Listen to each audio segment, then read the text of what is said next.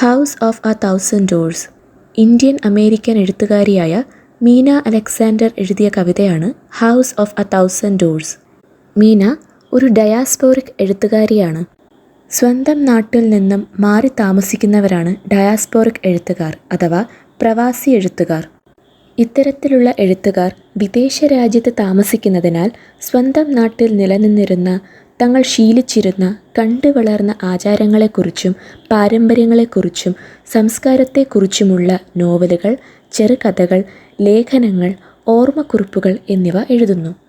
ഇത്തരത്തിലുള്ള സൃഷ്ടികൾ diasporic literature എന്നും അവ എഴുതുന്നവരെ ഡയസ്പോറിക് റൈറ്റേഴ്സ് എന്നും അറിയപ്പെടുന്നു.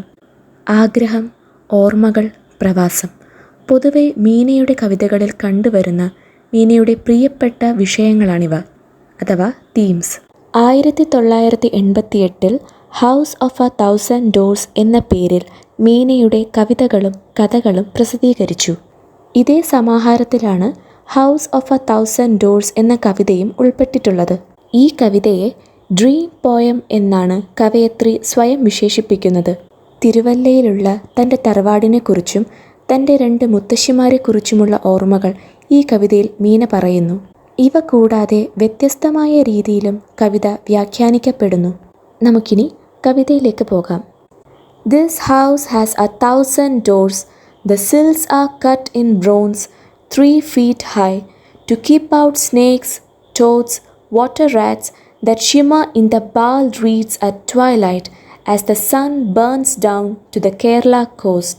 ഇവിടെ തൻ്റെ തറവാട് വീടിനെ വർണ്ണിക്കുകയാണ് കവയത്രി.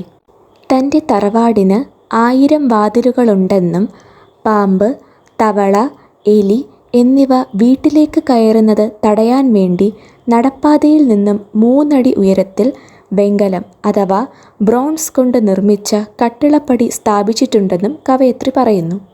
ഈ വരികൾക്ക് മറ്റൊരു വ്യാഖ്യാനം കൂടിയുണ്ട്. ഇവിടെ വീടെന്നത് ഇന്ത്യ മഹാരാജ്യത്തെ സൂചിപ്പിക്കുന്നു. മറ്റ് രാജ്യങ്ങളെ അപേക്ഷിച്ച് ഒന്നിലധികം ആചാരങ്ങളും മതങ്ങളും സംസ്കാരങ്ങളും ഉൾക്കൊള്ളുന്ന രാജ്യമാണ് ഇന്ത്യ.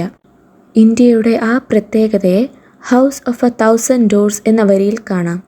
കഴിഞ്ഞുപോയ കാലത്തെയോ മനുഷ്യൻ്റെ വൈവിധ്യമാർന്ന സ്വഭാവ രീതിയെയോ സൂചിപ്പിക്കാനാകാം ബ്രോൺസ് എന്ന പദം കവിതയിൽ ഉപയോഗിച്ചത്. പാമ്പ്, തവള, എലി ഇവയ്ക്ക് വീട്ടിലേക്ക് പ്രവേശനമില്ല. അഥവാ വീട്ടിലേക്ക് പ്രവേശിച്ചാൽ കൊല്ലുകയോ തല്ലി ഓടിക്കാറോ ആണ് പതിവ്. ഇവ വീട്ടിൽ പ്രവേശിക്കാതിരിക്കാനാണ് 3 അടി ഉയരത്തിൽ കട്ടളപ്പടി സ്ഥാപിച്ചത്. വീട്ടിലേക്ക് പ്രവേശനമില്ലാത്ത, ക്ഷണിക്കാൻ ആഗ്രഹിക്കാത്ത വ്യക്തികളെയാണ് ഇവിടെ സൂചിപ്പിക്കുന്നത്.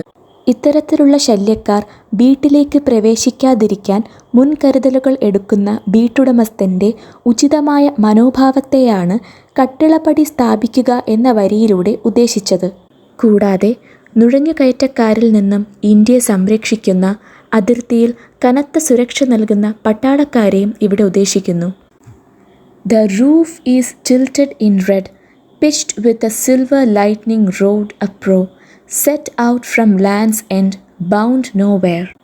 പണ്ടുകാലത്ത് കേരളത്തിൽ പൊതുവെ കണ്ടുവരുന്ന വീടുകളുടെ വർണ്ണനയാണിവ. പൊതുവെ എല്ലായിടത്തും ചുമന്ന ഓടിട്ട വീടുകളാണ്. ഇടിമിന്നലിൽ നിന്നും വീടിനെ സംരക്ഷിക്കാൻ വെള്ളിയിൽ തീർത്ത നീളമേറിയ കമ്പിയും സ്ഥാപിക്കാറുണ്ട്. In dreams, waves lilt, a silken fan in grandmother's hands, shell-colored, utterly bare as the light takes her. സ്വന്തം മുത്തശ്ശിയെ സ്വപ്നത്തിൽ കണ്ടതിനെക്കുറിച്ചാണ് ഇവിടെ പറയുന്നത്. സ്വപ്നത്തിൽ തിരമാലയുടെ രൂപം കവയത്രി കണ്ടു. മുത്തശ്ശിയുടെ കയ്യിലുണ്ടായിരുന്ന സിൽക്കൺ ഫാൻ എടുത്തുയർത്തുന്ന വിധത്തിൽ അലയടിക്കുന്ന തിരമാല. തിരമാല എന്ന പദത്തിലൂടെ തൻ്റെ ഓർമ്മകളെയാണ് കവയത്രി ഇവിടെ സൂചിപ്പിക്കുന്നത്. ഇടയ്ക്കെപ്പോഴോ ഉണ്ടായ വെളിച്ചത്തിൽ മുത്തശ്ശിയെയും അവരുടെ നിറം മങ്ങിയ ഒഴിഞ്ഞ കൈകളെയും കണ്ടു. She kneels at each of the 1,000 doors, in turn paying her dues. Her depth is endless. I hear the flute played in darkness, a bride's music. A poor folk thing. I watch her kneel in all my lifetime, imploring the household gods who will not let her in. സ്വന്തം മുത്തശ്ശിയുടെ ജീവിതമാകാം കവയത്രി ഇവിടെ പറയുന്നത്. മുത്തശ്ശിയിലൂടെ സ്ത്രീകൾ അനുഭവിക്കുന്ന കഷ്ടതകളെക്കുറിച്ചും കവയത്രി പറയുന്നു. മുത്തശ്ശി വീട്ടിലെ ഓരോ വാതിലിനു മുൻപിലും മുട്ടുമടക്കുന്നു. കുടുംബനാഥൻ, വീട്ടിലെ പുരുഷ മേധാവിത്വം എന്നിവയെ സൂചിപ്പിക്കുന്ന പദമാണ് ഹൗസ് ഹോൾഡ് ഗോഡ്സ്. ഇവർക്ക് മുൻപിൽ മുട്ടുമടക്കിക്കൊണ്ടാണ് ഒരിക്കലും തീരാത്ത തൻ്റെ കടങ്ങളെ മുത്തശ്ശി വീട്ടിയിരുന്നത്. ഇവിടെ ബ്രിട്ടീഷുകാർക്ക് മുൻപിൽ മുട്ടുമടക്കേണ്ടി വന്ന ഇന്ത്യയെയും സൂചിപ്പിക്കുന്നു. I watch her kneel all my lifetime. ഇവിടെ പരാമർശിക്കുന്ന സ്ത്രീ സ്ത്രീത്വത്തിൻ്റെ പ്രതീകമാണ്. കുടുംബത്തിനു വേണ്ടി സ്വന്തം ജീവൻ തന്നെ ത്യജിക്കാൻ തയ്യാറായി നിൽക്കുന്ന ഓരോ സ്ത്രീയും സൂചിപ്പിക്കുന്നു. മറ്റുള്ളവരുടെ ഇഷ്ടത്തിനു വേണ്ടി സ്വന്തം ഇഷ്ടത്തിനെതിരായി വിവാഹത്തിന് നിർബന്ധിതരാകേണ്ടി വരുന്ന ഓരോ സ്ത്രീയെയും കുറിച്ച് പറയുന്നു. ബ്രിട്ടീഷുകാരിൽ നിന്ന് സ്വാതന്ത്ര്യം ലഭിച്ചെങ്കിലും സ്ത്രീ ഇന്നും സ്വതന്ത്രയല്ല. പുരുഷന്മാരാൽ അടിച്ചമർത്തപ്പെട്ട അവളുടെ ജീവിത രീതിക്ക് യാതൊരു മാറ്റവുമില്ല. സ്വാതന്ത്ര്യം, സമത്വം, സ്വന്തമായ വ്യക്തിത്വം, ലിംഗസമത്വം അഥവാ ജെൻഡർ ഇക്വാലിറ്റി ഇവയ്ക്കെല്ലാം വേണ്ടി ഓരോ സ്ത്രീയും കൊതിക്കുന്നു. സ്വന്തം അവകാശത്തിനും അധികാരത്തിനും വേണ്ടി പുരുഷന് മുൻപിൽ യാചിക്കേണ്ടി വരുന്ന സ്ത്രീയുടെ നിസ്സഹായാവസ്ഥയെക്കുറിച്ചും കവിത പറയുന്നു. തനിക്ക് അമ്മ വഴിയും അച്ഛൻ വഴിയും ലഭിച്ച കുഞ്ഞു, മറിയമ്മ എന്നീ മുത്തശ്ശിമാരെക്കുറിച്ചാണ് കവയത്രി കവിതയിൽ പറയുന്നത്. ജീവിതത്തിൽ ഒരുപാട് കഷ്ടപ്പാടുകൾ അനുഭവിക്കുന്ന, കുടുംബത്തിനു വേണ്ടി ജീവിക്കുകയും പ്രാർത്ഥിക്കുകയും ത്യജിക്കുകയും ചെയ്യുന്ന ഏതൊരു സാധാരണ സ്ത്രീയുടെയും പ്രതീകമാണ് മറിയമ്മ. അവരുടെ ജീവിതം തന്നെ ഒരു ത്യാഗമാണ്. അതേസമയം സമത്വത്തിനും സ്വാതന്ത്ര്യത്തിനും വേണ്ടി പോരാടുന്ന ഇന്ത്യൻ സ്ത്രീത്വത്തിൻ്റെ പ്രതീകമാണ് കുഞ്ഞു. ഈ കവിതയിൽ വീട് എന്നത് ഒരു മെറ്റാഫറാണ്. കാരണം വീട് എന്ന രൂപത്തിലൂടെ ഓർമ്മ, വ്യക്തിത്വം എന്നീ വിഷയങ്ങൾ കവയത്രി മനോഹരമായി അവതരിപ്പിച്ചു.